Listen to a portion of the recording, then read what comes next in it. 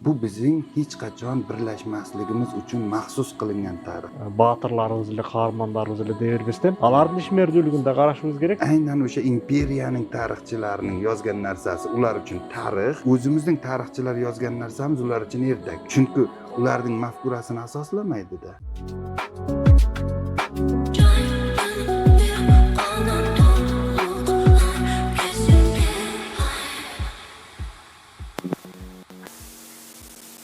Бахром ака, Кыргызстанга, биздин Бишкек борбор шаарыбызга, анан эсимде уюштуруп жаткан эл аралык конференцияга куш келипсиз.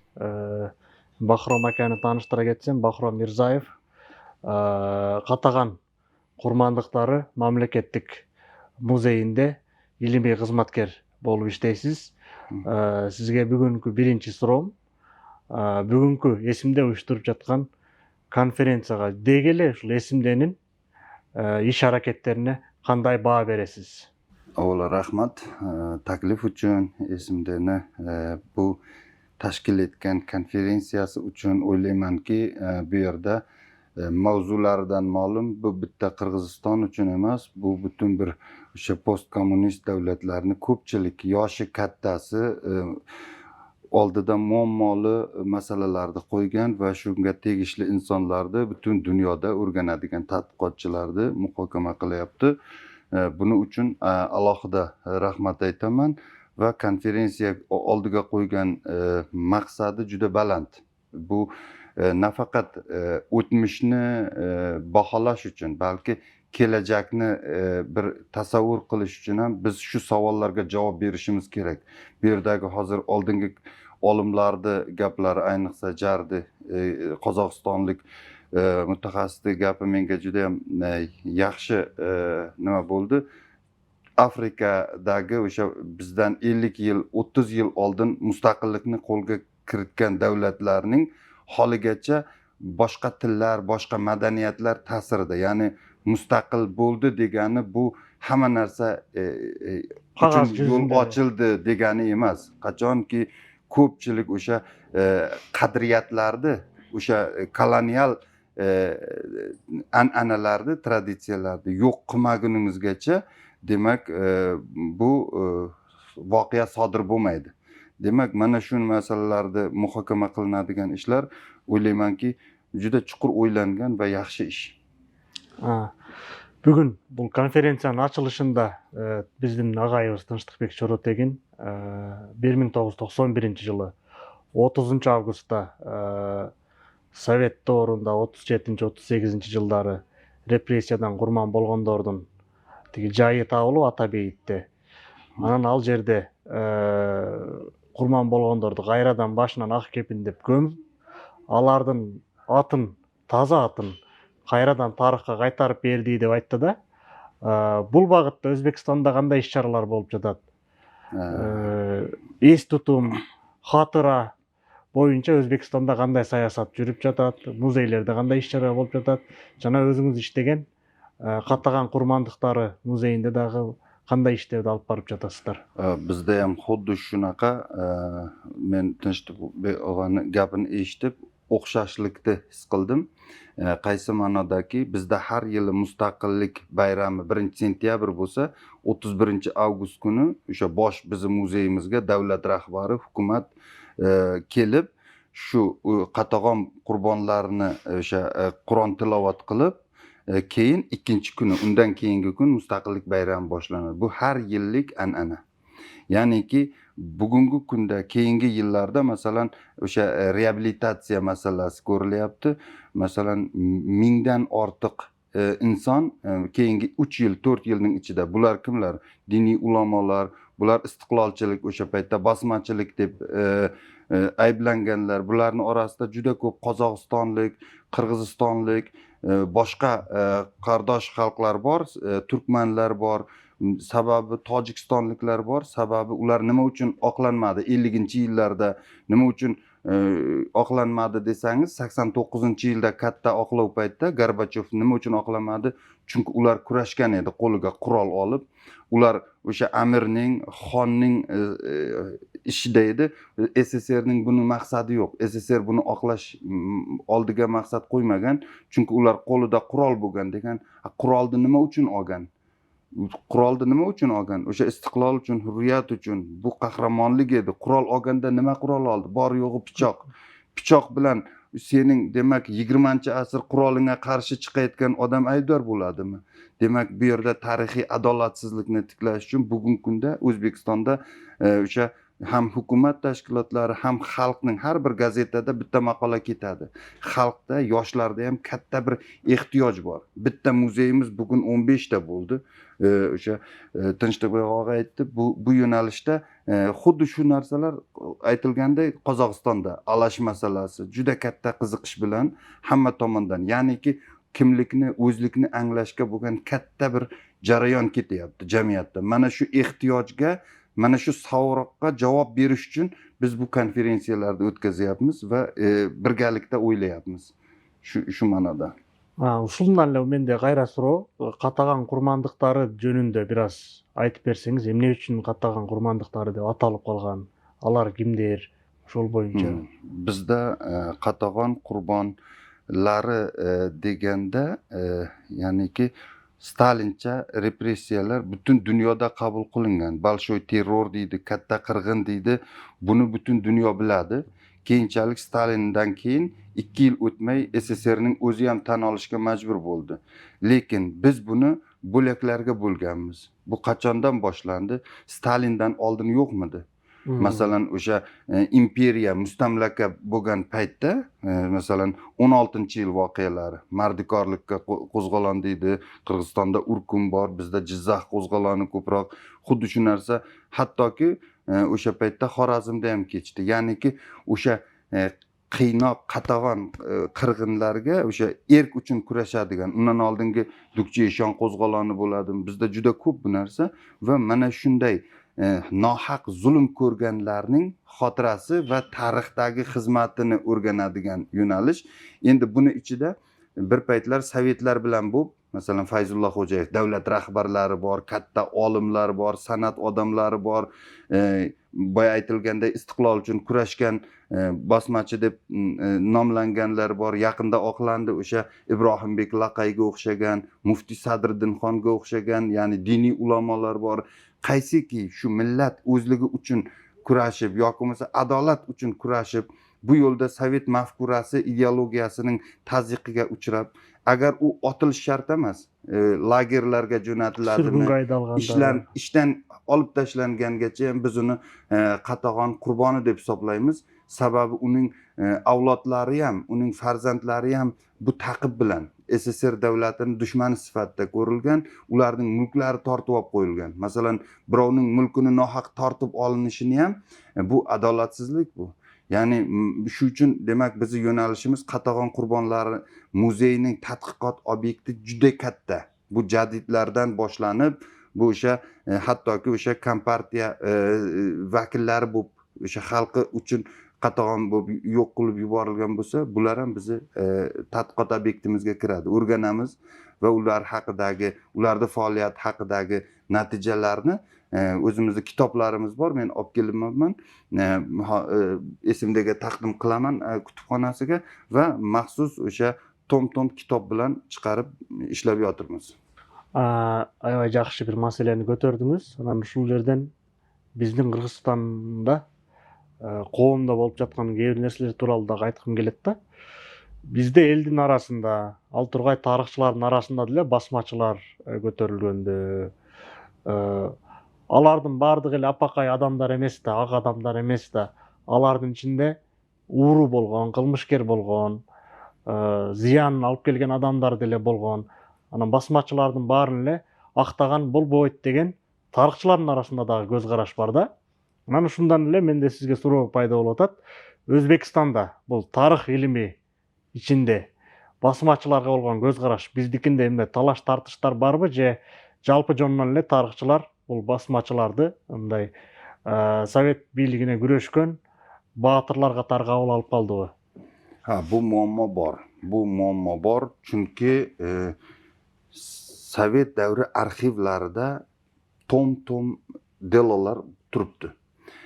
Ularni jinoyatchi qilish uchun siz ishonasizmi?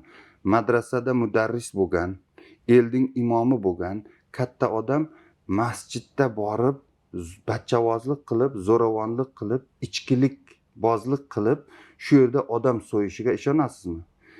Ko'p holatlarda mana shunday ishni qildi, talonchilik qildi, o'g'rilik qildi, bu yerda Sovet delosida yozilgan. Bu yomon, juda ham yomon. Qizlarga nomusiga tegdi, qizini o'g'irlab ketdi. Ikkinchi bir deloda u mudarris, u katta bir va odamlarga uning yozgan xatlari bor. Vatan uchun mayli o'lsak o'lib ketaylik, lekin biz vatanimizni, o'sha obidalarimizni, masjidi, demak muqaddaslarimizni dushmanning qo'liga topshirmaylik. Erta cho'chqaxona bo'lmasin dedi. Kim bu ikkalasi? Bir odam haqidagi nima? Endi arabiyda yozilgan, rus tilida yozilgan. Biz bitta narsani ko'rib qolganda, men o'zim ham boshida shunday edim, bo'lsa kerak, lekin delolarga qarasangiz, kiygan, chopon kiygan, choponning ichida u qizil askar. U o'sha, ya'ni targ'ibot uchun, ya'ni xalqni bosmachidan nafratlantirish uchun o'zlari kiyinib olib, Provokatsiya. kirib qishloqni so'ygan. Ertaga men bir ma'ruzamda bor, Otontay haqidagi ertaga ma'ruzamda bor. Shunday kelyapti-da, maktab o'qituvchisini o'quvchilar bilan zo'rlab, o'ldirib, yoqib yuboryapti. Keyin o'sha Jonibek qozining ukasiga qo'yayapti. Va ularni tutib olib shu yerda so'yayapti. Boshini kesib suratga olib, mana shular qildi deyapti. Aslida u narsa yo'q. Ular demak ikki xil hujjat yuritgan. Biz agar Sovet arxivlariga ishonadigan bo'lsak, shunday bo'lgan desak, masalan, Cho'lponning otayapti 4-oktyabrda hujjatga qarasangiz, deloda 5-oktyabrda sud bo'ldi, u kechirim so'radi. Bunda yozib qo'yibdi, 4-oktyabrda otib tashladik. Qaysiga ishonasiz? O'lgan Cho'lpon qanday kechirim so'raydi? Demak, biz bu hamma narsaga ishonmaymiz. Ularning olgan filmlari 70 yil film oldi. O'sha 20-yillarda, 30-yillarda boshlangan edi. 80-yillarda ham bosmachilar haqida film asarlar yozdi. Lekin 80-yillarning oxirida birdan xalq o'zini qahramonlarini tanidi. Hamma Cho'lponni dushman demadi, Qodiriyni dushman demadi. Ibrohimbek Laqay haqida afsona bo'ldi. Demakki, agar biz o'sha Sovet delolaridagi tuhmatlarni agar haqiqat deydigan bo'lsak, uni isbotlash kerak. Men aytmoqchi emasman, 100% shunday bo'lgan emas, top-toza. Ichida bo'lishi mumkin bitta ikkita alam ustida, inson alam ustida zulm qilib qo'yadi. Lekin ikkinchi narsani bilaman, Qashqadaryoda bo'lgan narsa. Shunday bir boy meni nevaramni to'yi debdi, to'y chaqiryapti-da, ko'pkar beryapti. Ko'kbarda hamma kelyapti. Bu yerdagi bir chekist qarab tursa, otlar almashyapti. Va ularga demak ovqatlantiryapti. Boyagi otni almashtirgan Tangriberdi Dodxo. Ular tog'da och, otlari yemsiz qolgan. Bu shu almashtirish uchun to'y beryapti. Elni chaqiryapti, ko'pkarda aylanyapti, otni almashtirib ovqatlarni nima qilib olib ketyapti. Keyin axborotdan keyin xalqning o'zi to'g'ri boryapti-da, keyin qizillar kelib so'rasa, meni bosmachilar oldi deyapti. Sen tog'da shuncha yuking bilan nega yurayapting? Sababi u ichidan bilgan, boshqa yo'li yo'q. Kelib sovetlar zulm qilmasligi uchun u shunday ketyapti. U xabarini berib qo'ygan. Hamma narsasini keyin qani yuking desa, meni bosmachilar olib ketdi. Maqsad bosmachilarga oldirish emas, bosmachilarga berish. Tasavvur qilyapsizmi? Bu narsalar tarixda ko'rinib turibdiki, xalq bir bo'lib kurashdi. Bu narsalar demak bizni ko'zimizni ochib olib, demak faqat o'sha Sovet qadriyati arxiviga emas, balki elning tilida nima bo'lyapti, aslida qanday bo'lish kerak. Mana shu haqiqatni ochmaguncha u qurbon bo'lib qolaveradi. Yomon otliq bo'lib qolaveradi. Uni yomon otliq qilganlarni ularning oldida tarixchilarning burchi bor. Ularni oqlab qo'yish kerak. Vatanga agar har qanday zamonda, bundan 1000 yil oldin bo'lmaydimi, vatan uchun kurashib shahid ketgan bo'lsa, u qahramon.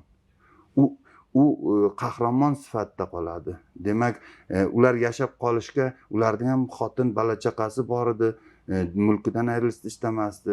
Lekin ular shunday yashagandan ko'ra mard bo'lib o'luvni orzu qilgan yoki tanlagan qahramon odamlar. Ko'pchiligi yosh bolalar. Shuning uchun ularni oqlash kerak. Shuning uchun biz bir barakay, demak bitta o'sha Nosirxon to'ra bilan qaramaymiz. Bizda yana ikkinchi narsa bor. Hatto rus bo'lishi mumkin. Masalan, Ibrohimbek xalqqa yozayotganda ruslar, armanlar, yahudiylar, tatarlar, agar sizlar demak bolsheviklarning mana qotilligiga rozi bo'lmasangiz, bizga qo'shildi. U tanlamayapti, faqat o'zbeklar, qozoqlar, qirg'izlar demayapti. Chunki insoniyat hamma yashaydigan haq yo'lida kurashayotgan. Bunday odamlarda demak bu millat masalasi bizga qiziq, ko'p ahamiyati yo'q. Qaysi yo'lda, adolat yo'lida bu albatta qurbon bo'ladigan bo'lsa, u demak o'rganiladi, xizmati tan olinadi. Hozir siz aябай bir yaxshi bir ma'lumotni aytib ketdingiz-da, Cho'lpondun misolida 4-oktyabrda atылып атат деген жүрөт. 5-oktyabrda сот болуп кечирим сурады дегендей так дал келбестиктер архивде бар депчи. Анан ушундай архивдеги жалган маалымат дейбизби, же болбосо провокациялык маалымат дейбизби, ушуларды такташ үчүн бул бийликке каршы күрөшкөн баатырлардын Өзбекстандагы элдин арасында, элдин катырасында сакталып калган маалыматтарды чогултуу болот да, мындай катыра саясаты, эс тутум саясаты деген. Өзбекстанда бул иш кандай жолго коюлду? Ушундай элдин арасында бул басмачылар жөнүндө, жадитчилер жөнүндө мындай сакталып калган маалыматты топтоп изилдеген изилдөөлөрдүн абалы кандай азыркы кезде? Buni asosan Germaniyani Konrad Adenauer bilan bir nechta konferensiyalar o'tkazilgan, o'sha oral history, verbal history va bu yo'nalishda tadqiqotlar bor. Bu ancha avvaldan boshlangan aslida. Sababi o'sha mardikorlikka olinib Ukrainada bo'lgan bu qarorni Fayzulla Xo'jayev 1926-yilda, ya'ni 1916-yilning 10 yilligi munosabati bilan chiqargan. O'sha paytdayoq ko'zi bilan ko'rgan odamlardan xotiralar yozib olingan. Chunki Fayzulla Xo'jayev davridayoq bilganki, arxivlashtirish uni qo'lida emas. Istagancha arxivga qo'yyapti. Odamlarda demak xotiralar, hali tirik odamlar, suratlar bizi muzeyimizda turibdi, ertaga ko'rsataman. U suratlar o'sha paytlarda olingan. 30-50 imkon bo'ldi degandan bu xotiralar yozilgan. Insonlar o'zlari yozgan. Insonlar o'zlari balki farzandi uchundir va bugungi kunda bizning o'sha o'tmishga bo'lgan voqeliklarni haqiqatni tanlash uchun bu xotiralar xizmat qiladi. Bugun ham yozib qo'yamiz. Mana 90 yoshga oshgan kishi bir davlatning bir chetida bo'lsa, odam jo'natamiz, yozib olamiz videoga, audio ovozini va u yig'ib boriladi. Maxsus alohida fondlar bilan, sababiki kelajakda ma'lum bir narsalar ochilib qolsa, bular yordam berishi mumkin. Qo'shimcha buloq bo'lib bera oladi ekanda. Анан ушул жерде дагы бир биздин коомдогу бир талаш тартыштуу маселе, жана эле сурообузда дагы бир айтып өттүңүз. Бул басмачыларды сиз айтып атасыз, мындай адилетсиз түрдө соттогон депчи. Анан ошол доордогу, ошол дебирдеги эл билген алардын адилетсиз соттолуп атканын. Бирок кийинки муундар баягы пропаганда деп атасыз, 80-жылдарга чейин кинолорду тартты, каралашты деп атасыз. Мисалы үчүн ишенип алгандар бар да. Булар басмачылар чындап эле жаман адамдар турбайбы деген. Бул казактын ичинде деле бар, кыргыздын ичинде деле бар, өзбектин ичинде деле бар. Пропагандага ишенип алгандар бар. Анан азыр Советтер Союзу ыдырады, кулады, эгемендүүлүккө жеттик. Анан басмачыларды актап атабыз да. Анан ошондо мисалы үчүн элдин ичинде бир түшүнбөстүк болуп калат. Алар баатыр болсо, Советтер Союзунда жашаган биз кимбиз деген өздөрүнө суроо пайда болуп калышы мүмкүн да. Өзбекстанда бул жаатта кандай болуп атат, эл кандай кабыл алып атат? Мисалы үчүн бизде айрым учурда мисалы үчүн басмачылар же болбосо репрессиялангандардын бир күнөөсү болгондо жөндөн жөн буларды атпайт да же камабайт да деген emeler bolup kelet elin arasında. Bak düşünbөгөндөр, düptönbü, je maglumattын жетишсиздигиненби ушундай ойлор дагы айтылып келет. Өзбекстанда бул боюнча элдин арасында тарыхчылар эми бу архив менен иштеп, эл менен сүйлөшүп көп нерсени билип, көбүрөөк маалыматтуу болушу мүмкүн. Өзбекстандын бир айылында жашаган бир жөнөкөй адам кантип ой жүгүрдүт, ошол кызыктуу болуп атат. Bizda bu juda to'g'ri savol. Masalan, million odam Buxoroni tashlab Afg'onistonni shimolida bugun yashaydi. Juda ko'pchiligi Pokistonga o'tib, Hindistonga o'tib, millionlab odam Saudiyada yashaydi bugun. Million ulardan kam emas. Misrda yashaydi, Turkiyada yashaydi va ular juda katta o'zi bilan xotirani olib ketgan va bu kitoblar 80-yillardan keyin tarjima qilingan.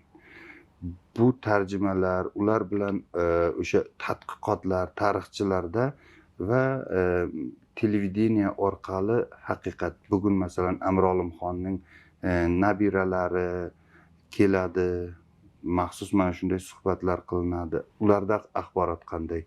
Mana bu voqeani ko'rgandan keyin siz aytayotgan o'sha unda biz kimmiz degan odam, siz kimsiz? Siz ularning bir qismisiz. Ular o'zlarini masalan men bir voqea bilan aytmoqchiman. Munavvar qori degan inson bor. Bu Toshkentdagi umuman o'zbek jadid Turkiston jadidchiligini dohiylaridan bittasi. Shunday muslim akasi kelganda eshikdan qichqiradi-da, meni senday akam yo'q, yo'qol, boshqa qaytib kelma, hamma eshitsin. U yerda qulog'im borda. O'sha chekistam eshitib turibdi. Men seni oq qildim, sen bilan hech qanday aloqam yo'q. Akangizni nimaga xafa qildingiz deb xotini aytayapti. Siz juda yaxshi ko'rardingiz-ku, akangiz-ku, onangizni, o'sha otangizni. Keyin og'zingni yum deydi-da, kirgandan keyin senga taloq deydi. Sizga nima bo'ldi? Senga taloq. Sen hozir uni ham xuddi shunday baqir-chaqir bilan chiqaradi.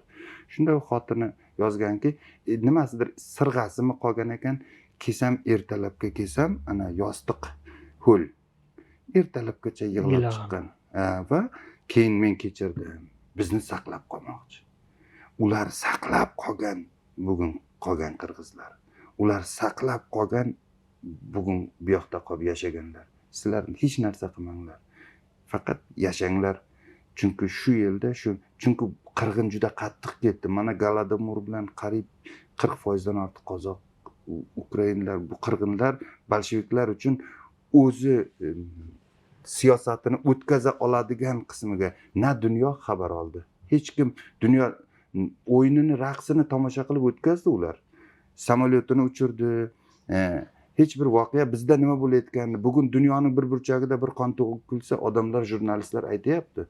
U paytda eshitganmisiz birorta? Bizda bu qirg'inlar bo'layotgan paytda o'sha konferensiyalar bo'layotgandi, nimalar, hech kim yordam berishni o'ylab ham ko'rmadi. Mana shunday adolatsizlikka qolgan joyda bu yerda qolib ketganlarga yashash huquqi berilgan va bugun biz ko'pmiz, bugun biz shu elning nimasimiz, buning uchun ketganlar qahramon bo'lsa bizlar dushmanmizmi?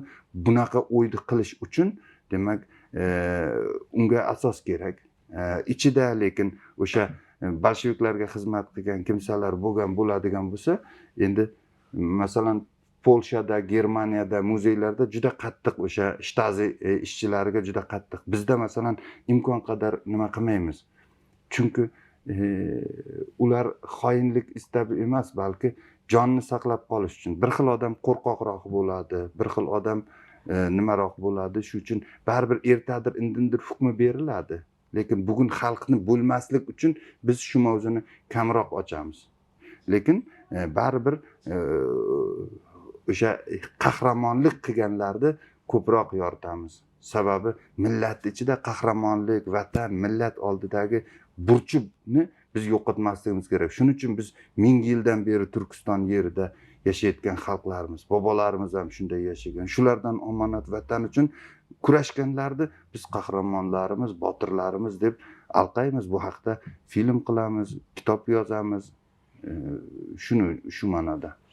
Бул жерде сиз жакшы бир маселени көтөрүп кеттиңиз. Биз кимбиз деген суроо коебуз депчи, анан өзүбүздү өзүбүз издейбиз депчи. Өзбекстанда азыркы кезде иденттүүлүк, өзбек иденттүүлүгү дегенде өзбектер кимди издешет, өздөрүн издеп жатышабы азыркы кезде? Ошол суроого жооптор барбы? Сиздерде кандай болуп жатат? Identlik juda og'ir masala. Bunga juda qudratli davlatlar ham javob topalayotgani yo'q. Birlamchi bizni tariximiz. Avlodlar 7 avlodini, urug'ini bilmaydiganlar juda ko'p. 4 ta otasini biladiganlar ham juda kam. 7-10 avlod emas. Chunki boyagi qatag'on qirg'inlar bunga imkon bermagan. Tarixni alifbolar almashishi bobosidan qolgan kichkina xatni o'qiy olmaydi. Ya'niki bu uzib tashlandi. Endi ikkinchi bu demak o'sha baxtsiz o'tmish birinchisi. Ikkinchisi bugungi globalizatsiya.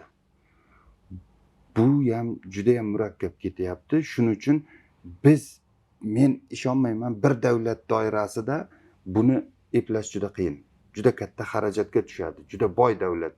Arab davlatlariga o'xshab har qadamdan neft otilib yotsa ekan, mumkindir qaysidir ma'noda. Shunda ham ularda ham to'liq o'zligini saqlab qoldi deyish qiyin. Juda yevropalashgan, juda nima. Endi bizda bu narsani siz savolingizga javob aytishim mumkinki, bir voqeani aytib bersam sizga.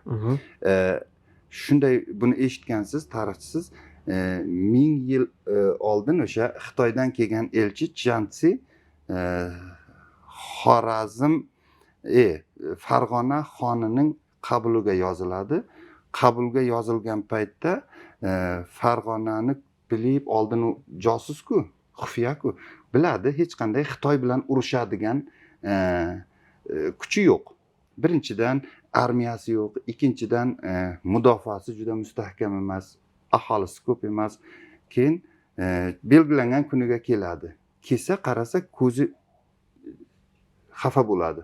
Sababi xon bu yerda o'tiribdi, Farg'onaning o'sha xoqonimi, hokimimi, bu yerda yonida buni mana poygakka qo'yibdi. Men yomon ko'rganim, meni xafa qilgani oldimda usun oqsoqoli turibdi. Na uning davlati bor, bir mahalla Xitoyda ustida yashaydigan bir kichkinagina urug'. Keyin noroziligimni bildirish uchun Farg'onani hokimiga aytdim: "Ey, men imperiyaning elchisiman.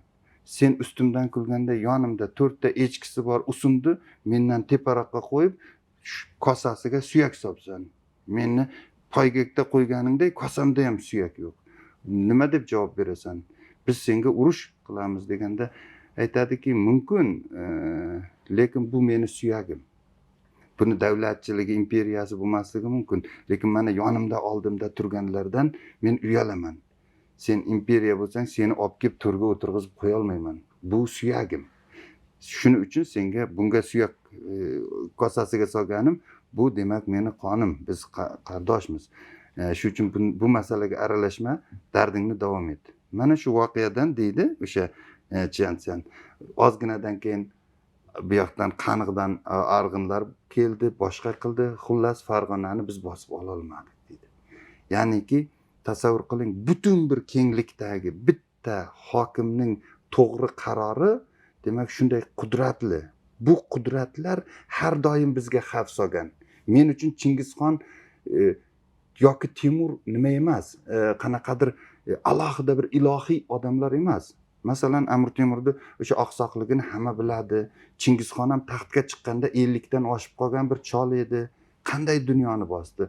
U ideologiya, u mafkura, uni bir no'yoni boshqa urug'dan katta. Bu buyuk bir mafkura. Biz mana shu identlikni biz tarix orqali kecha Turkiston muxtoriyati uchun jonini tikkan qirg'izlar, qozoqlar, ularga oson bo'lmagan, kafolat yo'q edi. Xohlagan paytda bolsheviklar otishi mumkin edi. Shuncha uzoqdan Mustafa Cho'qay keldimi? Shuncha tog'dan tushib keldimi? Mana bu g'oya bu. Bu g'oya biz uchun qiziq. Jadidlarga eng ko'p nima qilayotganimiz, Alashga eng ko'p murojaat qilayotganimiz dardimiz yaqin. Identlikni o'ziga xoslikni, kimlikni biz yaqin tariximizdan, kecha siyosiy tariximiz boshlangan, sindirilgan kundan boshlaymiz.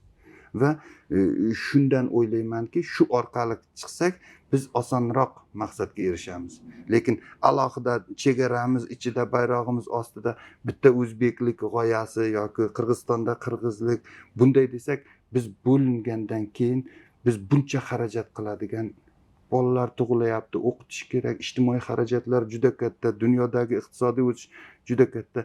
Umumiy bir kutubxonalar, umumiy bir o'quv yurtlar, umumiy bir mana unaqa SMDni konferensiyalar orqali hal qiladi. Men tarixchi bo'lsam ham uyalaman sportchilarning oldida. Munarbek bitta nima bilan butun bir xalqlarni birlashtirib, Fransiyadami, qayerda bo'lsa ham butun Markaziy Osiyoni yagona demak olib kelyapti. San'atchilarning oldida uyalaman. Bitta qo'shig'i bilan chegaradan o'tib, ko'k Jiguliga qirg'iz, qozoq, o'zbek soldatlari o'ynab yotibdi, harbiylari. Biz endi mana shuni tarix bilan, mana shuni mafkura bilan, mana shuni demak yana ham asoslangan holatda hukumatlarimizda kerak bo'lsa stoliga qo'yiladigan bo'lsa, ular yana ham o'ziga ishongan holatda, yana ham qudratni tashkil qiladigan bo'lsa, dunyodagi xavflar yoki bo'lmasa nimalar Markaziy Osiyo bilan shug'ullanayotganda ehtiyot bo'ladi. Ham o'zligimizni saqlash kerak, ham demak sharafimizni saqlash kerak. Buning uchun bizga tarix, bizga san'at, bizga bir mana bu kimlikni o'rganish masalasini shu bilan hal qilish mumkin deb hisoblayman-da. Бул жерде санат адамдарын, биздин спортчулардын, айрыкча Париж Олимпиадасында биздин боксчу Мунарбектин мисалында аябагандай бир жакшы бир көрүнүш болду. Өзбекстандык секундант жардам берип, финалда Өзбекстандан жеңилип калганына карабастан, ал да жеңилип калдым деп капа болбостон, бир туугандай эле барып, алар менен кошо кучакташып, сүрөткө түшүп, аябагандай бир жакшы бир мисал келтирди да. Ушул жактан сиз туура баамдадыңыз, тарыхчылар бир аз проблема жараткан миллет болуп атабыз, эл болуп атабыз. Эмне үчүн дегенде, жана Грибоедовдун «Горе от ума» деген чыгармасы бар эмеспи? Тарыхчылар биз кыргыз, өзбек, казак айырмасы жок, баарыбыз өзүбүздү мындай көбүрөөк билебиз деген оору менен ооруйбуз да. Казактар биз деген Кенен Сарыханыбыз бар, илгертен байыркы Сактын урпактарыбыз дейт. Анан кыргыз тарыхчылар биз чыгабыз, кыргыз деген түрк элдеринин ичинен эң байыркы эл, биз Сматяндын эмгегинде биринчилерден болуп, биз кыргыз деген ат эскерилген, биз деген эң улуубуз деп биз кыргыздар чыгабыз. Анан Өзбекстандын айрым тарыхчылары бул казактагы, кыргыздагы өзбек хандыгына баш ийип эле жүргөн эл, 92 өзбектин боосунда кыргыз деген уруу бар, булар бизден тараган деп эле биз көпчүлүк учурда бириге албастан кайра бири-бирибизди түртүп, бири-бирибизди кемсинтип жатабыз да. Анан ошо сиз өзүңүз тарыхчы катары биздин жалпы бир орток тарыхты жаратыш үчүн эмне кылышыбыз керек? Бул жаатта мисалы үчүн Казакстандагы Түрк академиясы бир аракеттерди кылып жатат да, мындай орток тарыхыбыз болсун, бири-бирибиз менен бөлүнбөйлү. Биз бир кандашпыз, бир тууган элдербиз деген аракетте мындай орток тарыхыбызды жазганга аракет кылып, анча-мынча иш аракеттер болуп жатат бул жаатта. Сиз тарыхчы катары биз тарыхчылар эмне кылышыбыз керек? Биздин элдерди мындай бириктирип, ынтымакты чыңдаш үчүн. Qarang, tarixchilarda eng katta mas'uliyat dedim. Endi qarang, 43-yillar, 40-yillarda tarix institutlari paydo bo'ldi. Ya'ni Sovet davlati, Stalin o'sha boshqaruvi xulosaga keldiki, demak, endi alohida har qaysiga tilni yaratib bo'ldik, alifboni yaratib bo'ldik. Endi tarix yaratishimiz kerak. Shu uchun ularga qaysi mavzularda ishlash, qanday qilib tarixlardagi, chunki bular aynan shu yo'l bilan bosib olgandi-ku. Imperiya aynan bosib olayotgan paytda Qoraqalpoq bilan Xorazm xoni o'rtasida, Turkman bilan Xorazm, Toshkent mudofaasi paytda, demak, Qorachapon voqeasi uchun qasos oladigan, Samarqandni bosib olayotganda Eronni tojik omilidan foydalanib, mana buni Sovet davlati rivojlantirdi.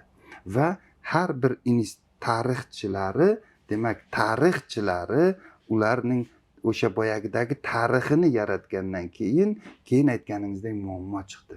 Maqsad bu maqsadli alohida tarix yaratish bo'lgan. Tojiklar albatta o'zlarini bunday qarasangiz bitta voqeaga 5 xil baho berib, bu demak bu bizning hech qachon birlashmasligimiz uchun maxsus qilingan tarix. Boya aytdim, o'sha arxivlar qanchalik bizga zararli bo'ladigan bo'lsa, Sovet davrining tarixi ham xuddi shunchalik yaratilgan tarixi. Biz o'sha paytdagi voqealarni qaytadan o'rganishimiz kerak va ishonamanki, butunlay boshqa namoyon bo'ladi. Ular sinfiylik, o'sha antagonizm, bir qanaqadir zulmlar haqida ingliz Marks nazariyasi asosida tarix yaratgan edi va shu ramkaga solish asosida, demak, shu uchun boyagi tarixchilar masalasida agar u tarixdagi muammoni kovlayotgan bo'lsa, u maxsus buyruq bilan shu vazifani qilish uchun tarixchi bo'lgan deb hisoblash kerak. Va foydalanadigan manbalari aynan o'sha imperiyaning tarixchilarining yozgan narsasi ular uchun tarix. U Abulg'ozi yozadimi, Balami yozadimi, Ibn Xaldun yozadimi, o'zimizning tarixchilar yozgan narsamiz ular uchun ertak. Chunki ularning mafkurasini asoslamaydi-da. Demak, shu nuqtai nazardan biz tarixga ko'z qarashimizni boshqatdan, o'zimizni manfaatimizdan kelib chiqib, maqsadimizdan kelib chiqib nima qiladigan bo'lsak, demak, muammo o'z-o'zidan yechilib ketadi. Shu uchun shu paytgacha yozilgan tarixlar, bitta tarix demayman, adabiyot. Men hozir aytaman, nima uchun buncha Said Ahmadni o'qiysizlar, nima uchun buncha Oybekni o'qiysizlar? Xo'p, baddiyligi yuksakdir, lekin kommunistik mafkuradan o'tib, o'sha senzuradan o'tdi, sening bolangga nima beradi? Endi u bechorani o'qigani shuda. Tasavvur qilyapsizmi? U o'zi o'qigan, bolasi ham o'qishini xohlaydi. O'zi mazza qilib o'qigan yoshligida. Shuni o'qiganmisan deb savol beradi. Biz bugungi dunyo yoki bo'lmasa bugun yozilayotgan, nima uchun jadidlar Navoiydan voz kechdi? Zamoni boshqa edi. Navoiy davridan u mustamlakadagi, endi oddiy so'z bo'lsa ham o'zini she'rini bir bolachaning, Cho'lpon masalan kichkinagina bola, 13 yoshli bola o'sha Jadid gazetasiga Navoiyning she'rini qo'ysa bo'lmaydimi? Katta, mukammal, juda ham haligi qoidasiga tushadi. Undan Cho'lponning o'xshamagan she'rini qo'yyapti. Chunki bu yangi zamonning dardi. Biz siyosiy millat. Shuning uchun demak, bugungi kunda ham biz shunday ehtiyojimiz bor. Bugungi kunda ham mana shunday katta yig'ilish, suhbatlarga muhtojligimiz shunda deb o'ylayman. Biz Fikrat degan, Azon degan nima qildik u yerda? Qozoq xonlari tarixi, qirg'izlar tarixi, G'aybulla Boboyorov bilan maxsus suhbatlar qilamiz yoki kelajak. Va bu men hayron bo'lamanki, O'zbekistondan ko'proq Qozog'istonda ba'zida ko'rilgan bo'lib chiqadi, mavzuga qarab. Tojikistonda juda ko'p ko'rilgan bo'lib chiqadi. Shuning uchun til bizada baryer bo'lmayapti endi. Endi sekin-sekin yozma tilimizni ham bir qilsak, haqiqatdan ham ana unda demak aytganingizdek maqsadimizga yaqinlashib qolaveramiz. Yani shu yerdan da qo'shimchalab ketayin. Jana 37-38-yil repressiyada qurmandiq bo'lgandordu biz Soyuz maalında el dushmani deb keldik. Anan egemendүүлүккө, mustaqillikке жеткенден кийин аларды баатыр, каарман деп чыктык. Анан ушул жерде менин оюмча тарыхчылардын дагы баягы советтер куруп берген идеология менен биз душман деп келсек, кийин эгемендүүлүккө жеткенден баатыр деп атпайбызбы? Биздин тарыхчылардын милдети ошолорду дагы ар бирин карап чыгышыбыз керек да. Себеби 37-38-жылдагы курман болгондордун көбү кимдер эле? Ошол кездеги 20-25 жаштагы жаш жигиттер, 30 жаштагы жигиттер. Анан көбүнчөсү эле тиги Москванын айтканын аткарган эле балдар болчу. Аны дагы биз карап чыгышыбыз керек. Булар биздин баатырларыбыз эле, каармандарыбыз эле дей бербестен, алардын ишмердүүлүгүн да карашыбыз керек. Себеби жанагы Совет өкмөтүнүн национальное размежевание саясатында буларга баягындай акыл токтотуп калган, оозунда сөзү бар саясатчылар керек эмес болчу да. Ошон үчүн бул жаш балдарды пайдаланышты.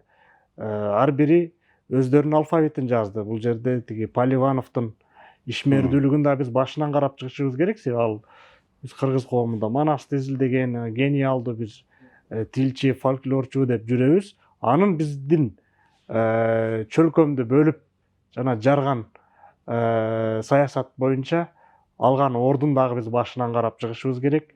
Анан бүгүнкү кезде Өзбекстанда же Кыргызстанда булар биздин баатырлар деп жүргөн адамдарыбыздын дагы ишмердүүлүгүн мындай бир объективдүү түрдө алардын жасаган иштерине дагы туура баа бере алганда биз мындай бир келечекке дагы ишенимдүү кадам жасай алабыз деп ойлойм да. Себеби идеологиянын же болбосо мамлекеттик саясатка ыктап эле алардын баары баатырлар болчу дей берсек, анда биз алардын мындай кемчилик жагын же болбосо биздин коомго тийгизген зыяндуу жактарын дагы байкабай, байкасак дагы айткыбыз келбей калышыбыз мүмкүн. Бул Совет өкмөтүндөгүдөй эле баягы маалыматты жаап жашыруудан эч айырмасы жок болуп калат да. Ошондуктан биз тарыхчылар менимче бул жаатта дагы биз изилдей турган иштер аябагандай көп. Бул жаатта көп дагы изилдөөлөр, архивдик маалыматтар, Оз эки тарыхтын маалыматтары топтолуп, анализделип, анын жыйынтыктар туура коюлуп чыгарылса, биз келечекте сиз айтып аткан мындай бир туура бир тарыхты же болбосо келечекке бир туура кадам жасаганга бизге мүмкүнчүлүк түзүлөт. Бахрам ака, биздин подкастка келип бергениңиз үчүн сизге ыраазычылык билдиребиз. Анан балким келечекте эсимденин бир конференциясын сиз Ташкентте уюштуруп берет деген үмүттөбүз. Чоң рахмат сизге. Рахмат.